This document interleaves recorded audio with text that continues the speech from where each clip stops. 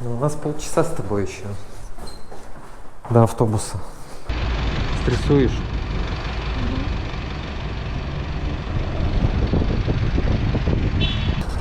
Сзади нас находится автобусная станция GoBus, откуда начнется наш маршрут. Ну, начался он, конечно, с такси. Смотрите, как ее дергает. У нас 15 минут до автобуса, но в это время мы уже должны сидеть внутри. Пойдем, чтобы не беспокоить Люсю.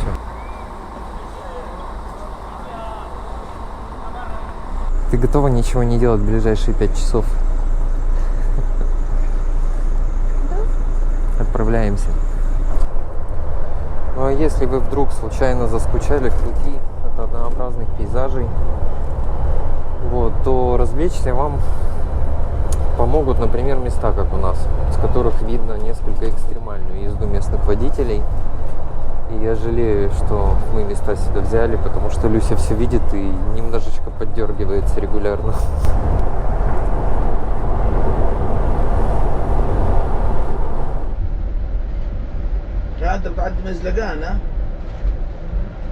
Мы уже 2 часа в пути и остановились, чтобы передохнуть маленечко, там, сходить в туалет, кофе попить. В общем, обычная автобусная остановка.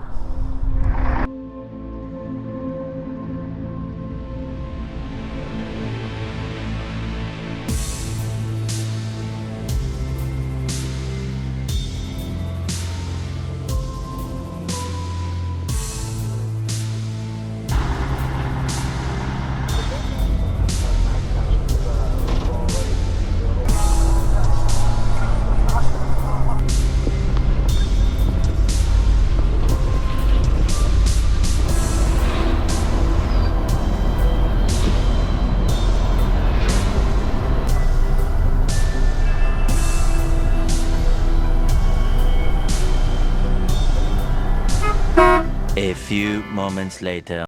Колоритненько, атмосферненько, да? Нравится? Да. Сейчас мы идем в сторону Нила. И буквально через, наверное, километров 100-200. Хотя не факт, там забор какой-то впереди. Там храм. Мы не увидим еще минут 15. Ну, в общем, нам еще долго идти. Мы идем. Сейчас прибыли в Луксор.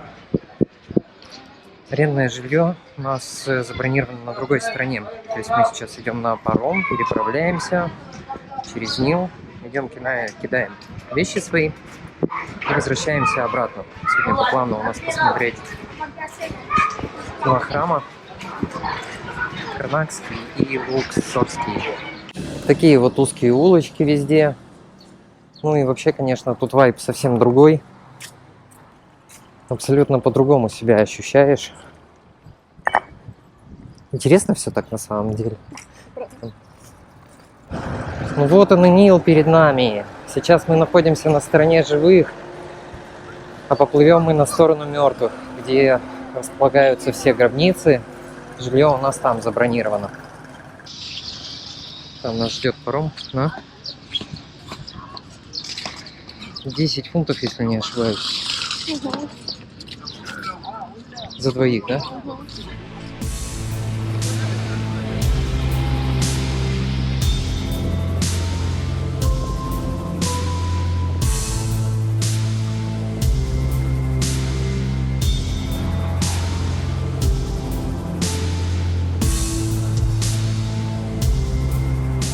Если честно, я ожидал, конечно, то, что Нил будет шире. Вот. Так, тут, наверное, весь пролив занимает метров, может, 150-200 от силы. Блин, вот реально прямо на футбольное поле с детьми окна выходят. Ну, на Нил, конечно, тоже. Люся. И ресепшн. Да. Кухня. Не, ну кресла клевые, да. Кресла клевые, конечно. А так, в общем, честно скажем, напоминает пионерский лагерь. Вот наш номер. У нас есть вентилятор. Не, ну у нас кондер еще есть, конечно. Вот, и это не может не радовать. Здесь у нас детская площадка. футбольное поле и Нил. Здесь у нас кровать номер 2. Не знаю зачем. Типа прихожая. И какая роскошь, туалет с ванной. Так, ну что, сейчас быстро собираемся и валим. Да?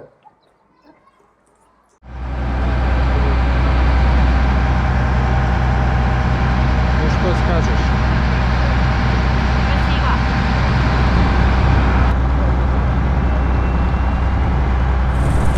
Ну что ж, переправились мы обратно на берег живых и сейчас идем пешком в Карнакский храм. Дорога наша идет по берегу Нила. Вон там набережная. Мы пришли к Карнакскому храму, сейчас на входе. Надеюсь, это вход. Написано Visitor Center. Попробуем туда идти. Вон сзади уже что-то видно такое.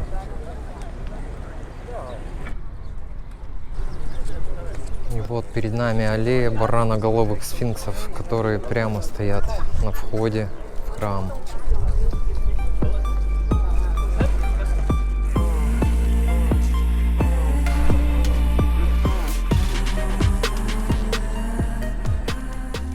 Да, конечно, размеры такие монументальные очень. Все стены в резьбе. Это у нас храм Рамзеса III. Мы тем временем углубляемся в древности.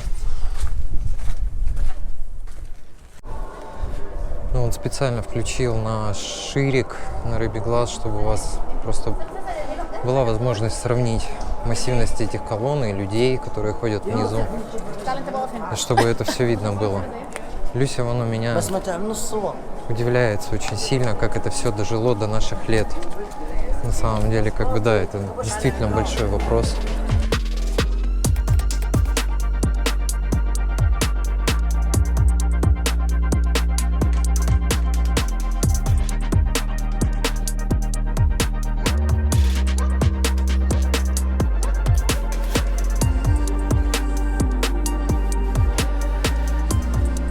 Конечно, просто впечатляющее, монументальное место такое. Но, знаете, как бы есть вот минусы, то что находятся вот люди, которые все равно пытаются свое имя тоже увековечить. На самом деле очень печально и обидно за всех человеков, когда такое видишь, потому что, ну, если эти камни простояли столько лет нетронутыми, вот, ну зачем так делать? Кострома 2023. Ну вот Кострома 2023, который ты здесь это написал, мое тебе презрение. В общем, плюнь сам себе в ухо, потому что ты вообще не прав.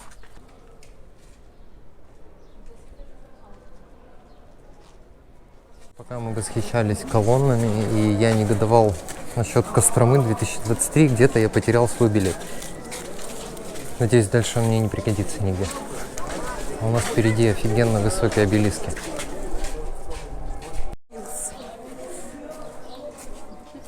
Я действительно притаился в углу. Здорово, братан, как сидишь? Сколько лет, сколько зим.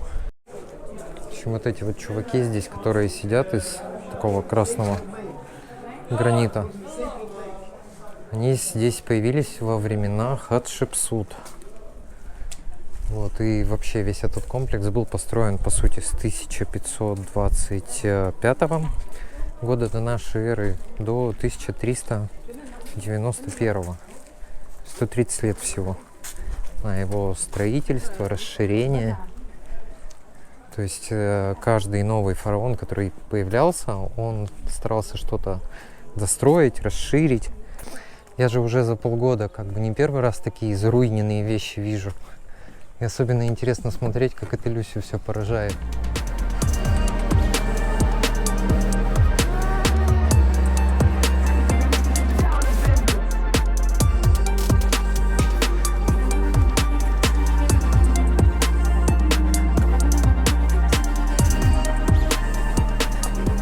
Ух ты, класс. Молодец. Да, вот, ребят, поражает прям. Ну вот, давайте представим в цифрах, то, что сейчас у нас 2023 год. А самые первые постройки здесь появились в 1525 до нашей эры. То есть через 2 года будет ровно 3550 лет, как все это начали строить. И вот с 3500 лет этим камням, а на них какие-то олени пишут свои имена. На самом деле радует то, что вообще, в принципе, это все смогло сохраниться до наших лет. Потому что последнее время, когда смотришь на то, что происходит с нашей историей, мы историю за ближайшие там 300-400 лет не можем сохранить, а тут она дошла до нас вот в таком вот состоянии. И это, по-моему, очень прекрасно. То, что есть еще такие места, где действительно какие-то исторические вещи донесены до нас в таком виде, в каком они были. Мы выходим к священному водоему.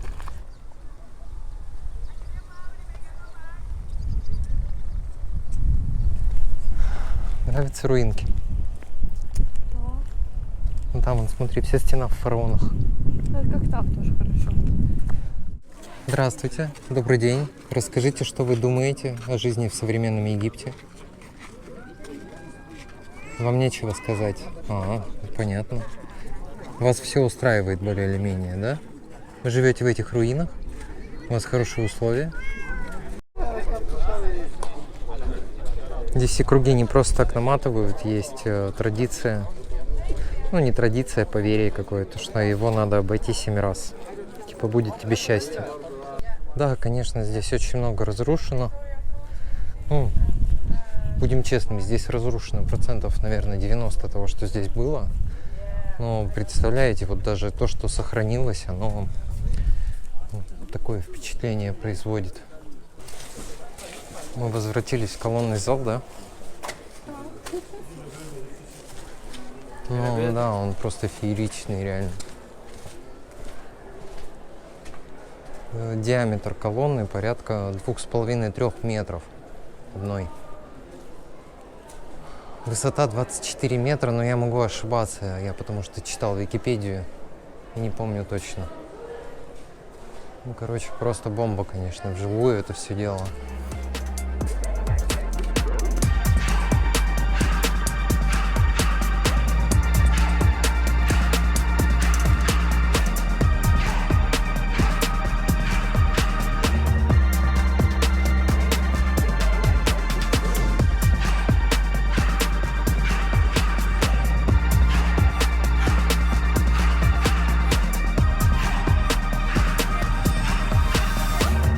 Гудят ноги, уже устали, а у нас еще второй храм по плану на сегодня.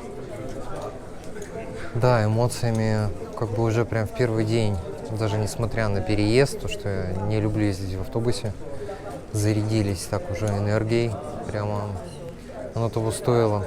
С Карнакским храмом у нас сегодня все, но по плану у нас еще храм Луксорский. Стоило крикнуть на улице ямщик, как образовался вот этот вот дядя. На самом деле все гораздо проще. Мы не сговорились с такси за 20-ку. Они хотели 50, 40, 30, но до 20 никто не писанулся. Вот, и вот этот дядя писанулся сначала. Но потом типа сказал, что что-то это далеко. Вот, уже попытался накинуть ценник, но все-таки писанулся. Мы обгоняем, ребята, мы обгоняем, у нас тут стрит-рейсинг просто, обходим второго, смотрите.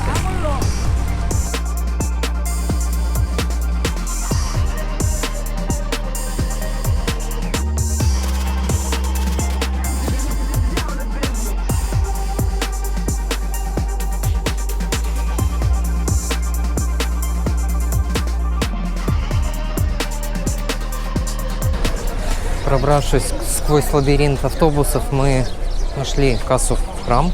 Идем к ней.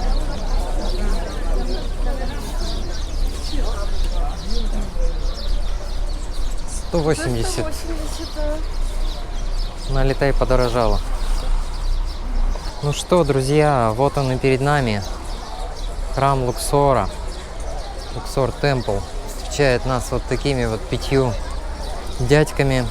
3 из которых черного цвета, 1 красный, 1 светлый, с здоровым обелиском и огромной толпой туристов.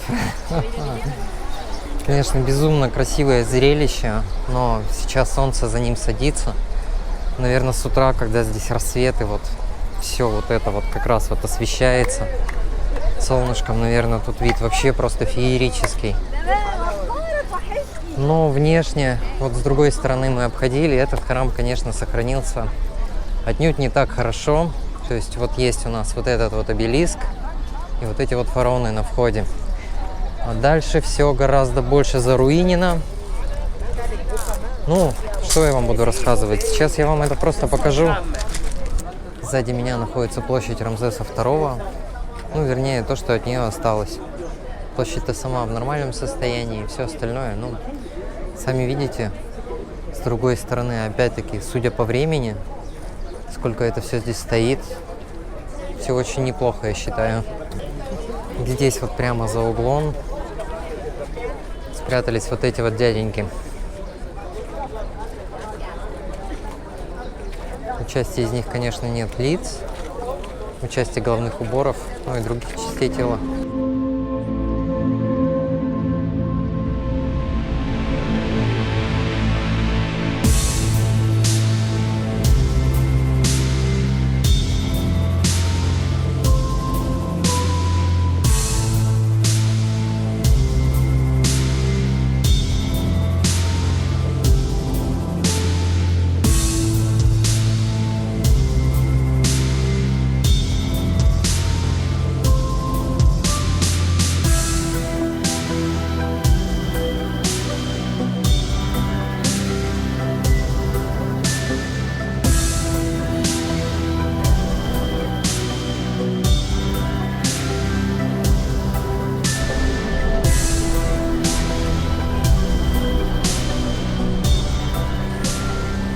Привет, Люся.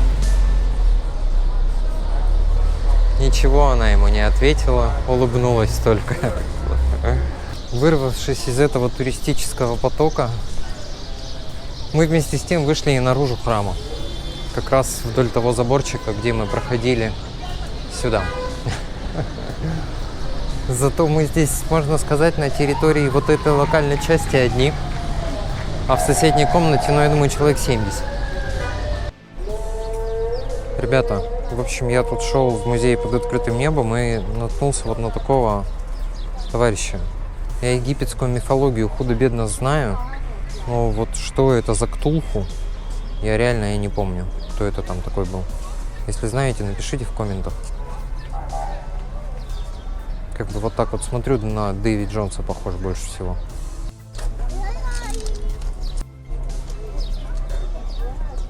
Мы забыли про аллею сфинксов. Поэтому Люсе пришлось сжать зубы, втянуть желудок, короче, и пойти по аллее. Она реально очень голодная сейчас. Вот, но не будем же мы платить второй раз за то, чтобы по аллее прогуляться. А вот вам и сфинкс.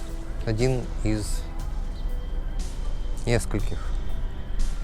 На самом деле один из очень многих. Вон там вон дорожка вдаль уходит с огнями, как взлетная полоса. И это все у нас аллея сфинксов. Посмотрев буквально 50 метров аллеи сфинксов и ладьи фараона, мы пойдем искать еду. Ты несчастная у меня такая. Я не люблю, когда до такого состояния доходит. Нам еще что, в душик явно надо сходить. Вообще, на самом деле, конечно, мы за сегодня устали. Но это мягко говоря. Сейчас я скажу, сколько мы прошли. 16 километров почти мы намотали сегодня пешочком. Но это не считая еще автобуса, то, что мы там ехали. Ну и вообще впечатление как-никак. Так, ну что, мы сейчас кушаем. Я очень надеюсь, что ребята, футболисты, на которых у нас выходит окно, они уже отыграли свое, и мы сможем нормально лечь поспать. Ладно, дождемся еды, и на этом закончим сегодняшний день.